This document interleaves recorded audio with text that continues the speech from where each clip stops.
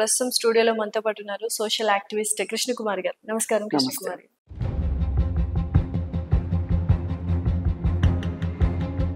గుడ్లవెల్లూరు engineering college గురించి ఎప్పుడు మాట్లాడబోతున్నాను. నిజంగా అది జరిగిందో లేదో పక్కన పెట్టేస్తే 300 వీడియోలు ఉన్నాయని చెప్పి అసలు గుడ్లవెల్లేరులో ఈ ఘటన జరగలేదు. మరి అసలు ఎక్కడి నుంచి ఆ రూమర్ అనేది స్ప్రెడ్ అయింది? ఒక వాంటెడ్ గా చేశారు అనేది పోలీసులు చెప్తున్నారు. సో మొత్తానికి ఆ 300 వీడియోలు, బాత్రూమ్ లో కెమెరాలు ఉన్నాడు, ఏది వాస్తవాలు కాదంటారు. ఇవన్నీ వాస్తవాలు కాదు అని చెప్పి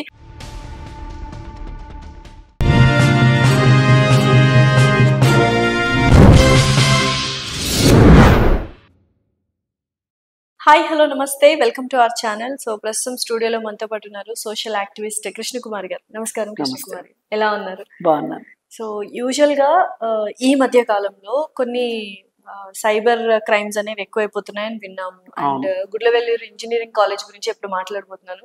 నిజంగా అది జరిగిందో లేదో పక్కన పెట్టేస్తే 300 వీడియోలు ఉన్నాయని చెప్పి ప్రతి ఒక్క అమ్మాయి ఎంత భయానికి గురవుతున్నారంటే పేరెంట్స్ దగ్గర నుంచి ఒక ఆందోళనకరమైన అట్మాస్ఫియర్ వచ్చేసింది. ఆ అమ్మాయి ఇంకొక అమ్మాయి పేరు నాకు సరిగ్గా తెలియదు. ఆ అమ్మాయి నిజంగా అలా వాళ్ళ బాయ్ ఫ్రెండ్ కి ఇచ్చి ఆ వీడియోస్ కోసము ఏమంటారు బ్లాక్మెయిల్ చేసి, సీక్రెట్ గా బ్లాక్మెయిల్ చేసి ఆమె ఆ వీడియోస్ పెట్టడము, ఇవన్నీ ఏంటి అసలు? నిజంగానే ఎలా వెళ్తుంది సమాజం అంటే నిజంగా భయం వేస్తుంది చెప్పాలంటే ఒక రకంగా. సో నిజంగా ఆ సిచ్యుయేషన్ గురించి మీరు ఏమంటారు? ఆ అమ్మాయి చేసింది తప్ప, రైటా, లేకపోతే ఆ అమ్మాయి ఎటు తేల్చుకోలేని పరిస్థితిలో అమ్మాయిని బ్లాక్మెయిల్ చేస్తున్నారు కాబట్టి ఆ పని చేయాల్సి వచ్చిందా?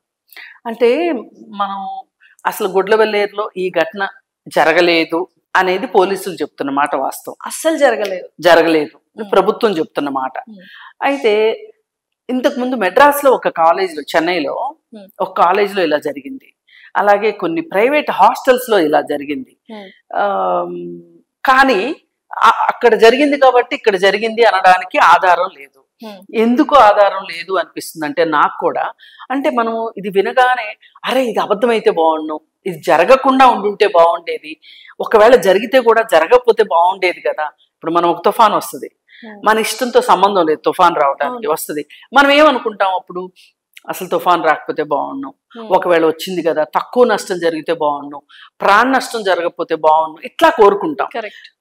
ఏదైనా ఒక మనకి ఇష్టం లేని ఒక భయంకరమైన పని ఏదన్నా జరుగుతుంటే, మనం నష్టపోయే పని జరుగుతుంటే మనం ఇలాంటి ఆలోచనలు వస్తాయి. ఇప్పుడు ఈ గుడ్లవెల్లేరు కాలేజీ గురించి కూడా అదే ఆలోచన వచ్చింది. అయితే ఇప్పుడు మొత్తం చెప్పిన బాత్రూమ్లు ఏవేవైతే ఉన్నాయో అవన్నీ చెక్ చేస్తే ఒక్క సీక్రెట్ కెమెరా కూడా దొరకలేదు అన్నారు. మరి అసలు ఎక్కడి నుంచి ఆ రూమర్ అనేది స్ప్రెడ్ అయింది ఏంటి అసలు? అంటే ఇది ఒక వాంటెడ్ గా చేశారు అనేది పోలీసులు చెప్తున్నారు.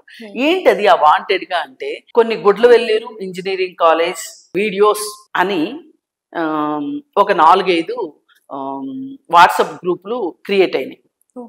ఇప్పుడు ఆగస్టు 6వ తారీఖు క్రియేట్ అయినాయి ఆ గ్రూపులు. ఇప్పుడు ఆ గ్రూప్ అడ్మిన్ని అందరినీ పట్టుకుంటారు, అది నెక్స్ట్ ప్రాసెస్ అనుకోండి. వాళ్ళ ఆ గ్రూప్లోకి 500 మంది 1000 మంది అట్లా జాయిన్ అయిపోయారు. జాయిన్ అయిపోయి ఈ గ్రూపుల్ని కొంతమంది మేనేజ్ చేస్తున్నారు. ఆల్ ఆఫ్ ఎ సడన్ ఒక బ్లాస్ట్ లాగా ఏమొచ్చింది, ఈ విషయం స్ప్రెడ్ అయింది. ఏమని? బాత్రూంలో సీక్రెట్ కెమెరాలు పెట్టారంట అని. ఇక అమ్మాయిలు వెళ్ళి కంప్లైంట్ చేయటం మొదలెడితే వాళ్ళు ఏంటంటే కాలేజ్ పరుగు పోద్దని, అదని ఇదని పోలీస్కి ఎవరికి ఇన్ఫార్మ్ చేయకోకుండా ఒక ఇంటర్నల్ ఎంక్వైరీ లాగా చేయడము అదంతా కాలేజ్ యాజమాన్యం చేసింది. ఇక ఒకానొక టైం వచ్చేసరికి పిల్లలకి చాలా మందికి న్యూస్ తెలిసేసరికి తప్పనిసరి పరిస్థితిలో పోలీసులకి ఇన్ఫార్మ్ చేయాల్సి వచ్చింది. సరే, పోలీస్ ఇన్వాల్వ్ అయిన తర్వాత ఇప్పుడు అక్కడ విద్యాశాఖ మంత్రి నారా లోకేష్ ఆయన వీళ్ళందరూ కలిసి, అలాగే అక్కడ కొంతమంది తెలుగుదేశం లీడర్స్ వీళ్ళందరూ కాలేజీలోకి వెళ్ళి ఆ పిల్లలందరినీ బుజ్జగిచ్చి వాళ్ళకి ఇలాంటిది ఏమీ జరగలేదు, మీరు భయపడకండి అని చెప్పి వాళ్ళని సముదాయించే పనిలో కొంతమంది, అలాగే తల్లిదండ్రులు వచ్చారు, వాళ్ళతో మాట్లాడడం కొంతమంది. ఇక కొంతమంది ఏంటంటే ఇప్పుడు ఎక్కడైనా కెమెరా ఉంది అంటే దాన్ని డిటెక్ట్ చేసే పరికరాలు కూడా ఉంటాయి, వాటిని తీసుకొని వెళ్ళి మొత్తం అన్ని చూశారు. చూస్తే ఎక్కడా ఒక్కటి దొరకలేదని చెప్తున్నారు వాళ్ళు. అయితే వాళ్ళు చెప్పినంత మాత్రాన మనం నమ్మొచ్చా అనేది ఒక అనుమానం. అయితే ఆ అనుమానానికి ఏమనిపిస్తుందంటే మనకి ఒక్క వీడియో కూడా ఈ ఆడపిల్లలకు సంబంధించిన హాస్టల్ ఆడపిల్లలకు సంబంధించిన ఒక్క వీడియో కూడా ఇంతవరకు బయటికి రాలేదు. But 300 video. అయితే ఇప్పుడు వీళ్ళు ఏం చేశారంటే ఈ వాట్సాప్ గ్రూప్ లో ఒక మెసేజ్ పాస్ చేశారు, మీకు హాస్టల్ అమ్మాయిల వీడియోలు కావాలా అని.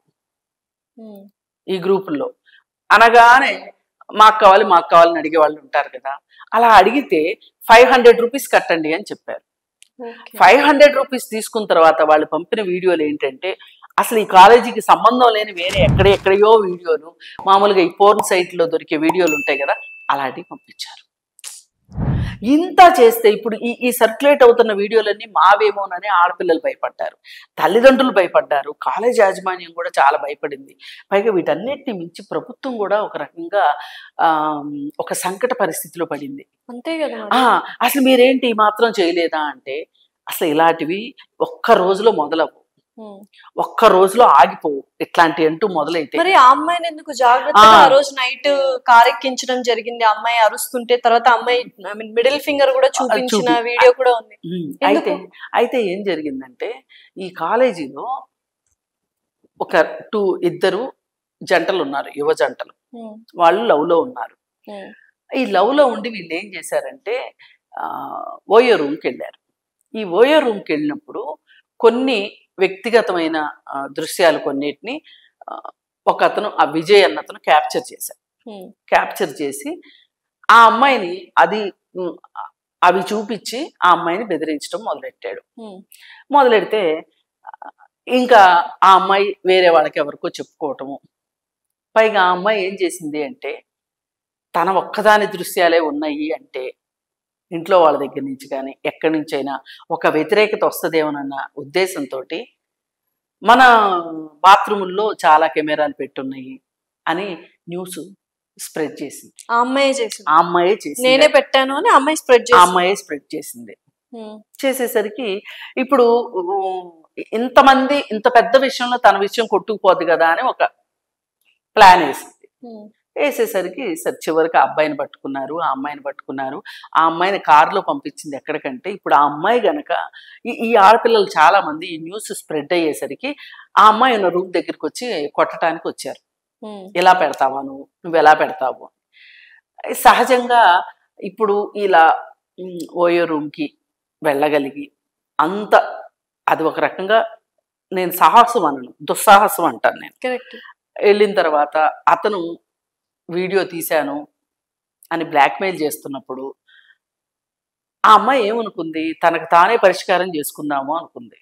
భయపడి చెప్పుకోలేక ఇంట్లో వాళ్ళకి చెప్తే పరిస్థితులు వేరేగా ఉంటాయి, ఫ్రెండ్స్కి చెప్తే వేరేగా ఉంటాయి, ఇలా రకరకాలుగా ఉంటాయి కదా. ఆ ప్రాసెస్లో ఆ పిల్ల ఒక ఏం చెప్పాలంటే అలాంటి సందర్భంలో అసలు వాళ్ళకి నేను మంచిగా ఆలోచిస్తున్నానా, మంచి మాట్లాడుతున్నానా అనే జ్ఞానం ఏమీ ఉండదు. అప్పటికప్పుడు ఆ సిచ్యువేషన్ని భయపెట్టేలాగా చెయ్యాలి. అందుకని ఏం చేసిందంటే అవును నేనే పెట్టాను, ఏం చేస్తారు చేసుకోండి. ఇప్పుడు తెగిడ్చినట్టు మాట్లాడితే ఎవరైనా అమ్మో ఇలా మాట్లాడుతుందంటే మన ఏం చేస్తాను ఒక భయం. ఇవన్నీ ఏంటంటే అప్పటికప్పుడు జరిగిపోయిన అమ్మాయి పెట్టింది అంటే అమ్మాయి అలా చెప్తే అమ్మాయి మీద ఇంకా ఎక్కువ అదే కదా. మరి ఎందుకు ఆ మాత్రం ఇప్పుడు అంత ఆలోచించే అమ్మాయి అయితే నేను ఓయో రూమ్కి వెళ్తున్నాను, రేపేం జరుగుతుందో అనే ఒక భయం కూడా ఉండేదిగా అమ్మాయికి. అది ఆ ఆలోచన శక్తి లేదు కాబట్టి ఇంత దూరం వచ్చింది వ్యవహారం. సరే ఇక అమ్మాయిని పోలీసులు విచారణ కోసం ఇప్పుడు అమ్మాయి తల్లిదండ్రులను కూడా పిలిపించారు. ఇప్పుడు అమ్మాయిని ఒక్కదాన్ని విచారించారు అనుకోండి, మళ్ళీ తల్లిదండ్రులు వచ్చి మా అమ్మాయిని ఇచ్చేసారు అంటారు కదా. వాళ్ళ తల్లిదండ్రులను పిలిపించారు, ఒక ప్లేస్కి తీసుకెళ్ళి ఆ అమ్మాయిని విచారించారు. పోలీసులు క్లియర్గా చెప్పారు మా కస్టడీలోనే ఉంది ఆ అమ్మాయి అని చెప్పారు. అందుకని ఏంటంటే మనకు ఆ అమ్మాయిని తప్పించి ఎక్కడికో వాళ్ళ ఇంటికో లేదా వేరే ఊరికో పంపిస్తే మనం తప్పు పట్టాలి. పోలీస్ విచారణకు తీసుకెళ్తే ఇంక తప్పు పట్టాల్సింది ఏముంది? మరి విచారణలో ఏమేమి వచ్చినాయి, ఏం బయటకు వచ్చినాయి, ఏంటి అనేది మనకి ఇంకా ఇంతవరకు వివరాలు తెలియదు. ఈ లోపు ఈ గుడ్లవల్లేరు కాలేజీ ఈ హడావుడి ఇదంతా జరుగుతున్న టైంలోనే విజయవాడలో వరదలు కూడా వచ్చినాయి. దాంతో ఇప్పుడు ఈ విషయం కొంత ఆగిందని చెప్పుకోవచ్చు. కానీ దీనికి సంబంధించి నేను మొన్న వేరే ఛానల్లో ఈవినింగ్ 7 o'clock శాటిలైట్ ఛానల్లో కూర్చున్నప్పుడు నాకు ఆ కాలేజీ ప్రిన్సిపాల్ మాట్లాడిన దాన్ని బట్టి కానీ, అలాగే అక్కడ లోకల్ ఎమ్మెల్యే మాట్లాడిన దానికి, లోకల్ ఏరియా మినిస్టర్ మాట్లాడిన దానికి నాకు క్లారిటీ వచ్చేసింది. అలాంటిది ఏమీ లేదు అనేది నాకు కూడా, నేను కూడా నమ్మేలాగా అనిపించింది. ఒక్కవేళ ఎక్కడైనా ఒక వీడియో బయటికి వస్తే బయటికి తెలియకోకుండా ఉండదు. ఇవాళ కాకపోతే రేపు కాకపోతే ఎల్లుండు తెలుస్తుంది. ఆ తెలిసినప్పుడు అసలు ఈ వీడియో ఎక్కడి నుంచి వచ్చింది పట్టుకోవడం పెద్ద కష్టం కాదు. ఇప్పుడు వాళ్ళు ఒకవేళ డిలీట్ చేసిన వీడియోని గూగుల్లో దొరుకుతుంది, రిట్రీవ్ చేస్తారు పోలీసులు. అంటే మనలాంటి వాళ్ళ దగ్గర ఆ కెపాసిటీ ఉండదు కానీ, ఆ యంత్రాంగం ఉండదు కానీ పోలీస్ డిపార్ట్మెంట్ దగ్గర ఉంటుంది. ఎవరైనా ఒకళ్ళు ఎవరికైనా ఒక మెసేజ్ పంపించేసేసి తెలివిగా డిలీట్ చేసేస్తారు, ఆధారం లేకుండా చేసామని. దానంత అమాయకత్వం ఇంకొకటి లేదు. అసలు పోలీసులు 2 నిమిషాల్లో రిట్రీవ్ చేస్తారు. సో మొత్తానికి ఆ 300 వీడియోలు, బాత్రూమ్ లో కెమెరాలు ఉన్నాడు, ఏది వాస్తవాలు కాదంటారు. ఇవన్నీ వాస్తవాలు కాదు అని చెప్పి ఆ తర్వాత లోకేష్, మన ఎడ్యుకేషన్ మినిస్టర్ లోకేష్ ఇచ్చిన ఇది కూడా, ఒక్కటి తీసుకురంటారా బాబు, ఒక్క వీడియో వస్తే మాట్లాడదాము, అలాంటిది ఏమీ జరగలేదు, ఇది కావాలని చేసిందే అనేది.